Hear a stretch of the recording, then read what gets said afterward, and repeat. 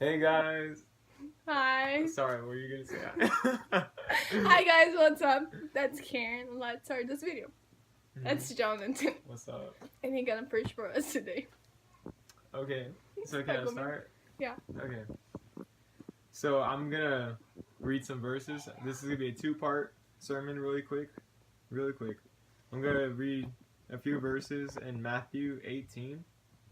And I'm gonna start reading right now, so if you want to look it up or whatever, just pause the video, I guess. Okay. At the time, the disciples came to Jesus and asked, "Who is the greatest in the kingdom of heaven?" He called a little child and had him stand among them. And he said, "I tell you the truth, unless you change and become like little children, you will never enter the kingdom of heaven. Therefore, whoever humbles himself like this child is the greatest in the kingdom of heaven. And whoever welcomes a child like this in my name welcomes me. But if anyone causes one of these little ones who believes in me to sin, it would be better for him to have a large millstone hung around his neck and to be drowned in the depths of the sea." So basically what we can get from these verses really quick is that really these verses basically tell you have to humble yourself. You can never think too much of yourself, no matter where you're going, what you're doing with your life, and what your future plans are. If you're better off than someone, if you're not. And also, these verses in the second part right here, it said, "But if anyone causes one of these little ones who believes in me to sin." So basically God is saying, like, if you cause one of my sons to sin, knowingly, like if you knowingly do this, it's better, it's right here, it's saying it's better to tie something around your neck and be drowned in the depths of the sea. Like literally just, so that's really strong, and you have to really be aware of the things that you say to people, and not to make people sin, and not to bring people to parties and invite people out, because it's going to be on you. It's not just going to be on them because they sin, but you led them to that sin. So you smile too much. Like, yeah, Okay. That's me. And then the second part I wanted to say really quick is, it's right under it, the same chapter and everything. The verse is right under. Verse 7.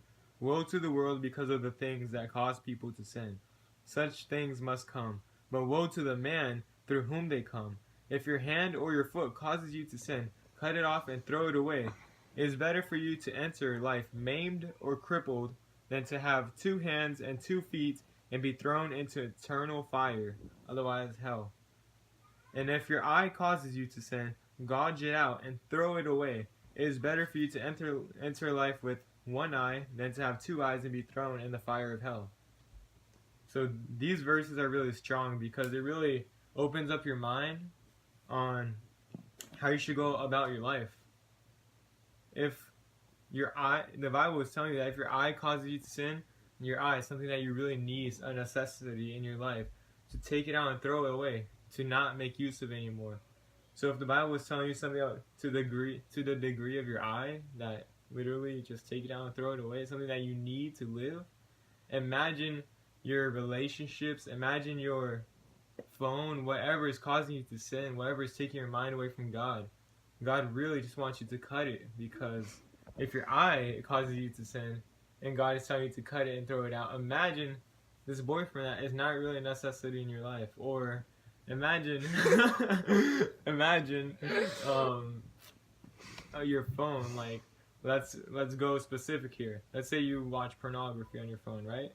And then you know that you shouldn't, you know that's a sin and stuff. But the Bible here is saying that it is better to be crippled in life. It's better to not even have a phone, to have the trouble, go through the struggle of having to use someone else's phone to call people, if you know that you can't handle having a phone because you're going to be into that stuff. You know, so basically what the Bible is saying here is to watch yourself, because you know your limits. And it's better to cut it out and take it out of your life before it makes you sin, because you will go to hell. And it's not worth it. In the end, it is not worth it. So that is all I wanted to share with you guys. I hope good. that was good. That was really good. Oh, I like this camera. I look good.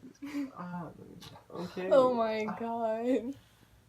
So, yeah. Sorry, I just read a verse about humbling yourself and I'm redoing it. Sorry. My bad. Okay, guys. Bye. Bye. Peace out.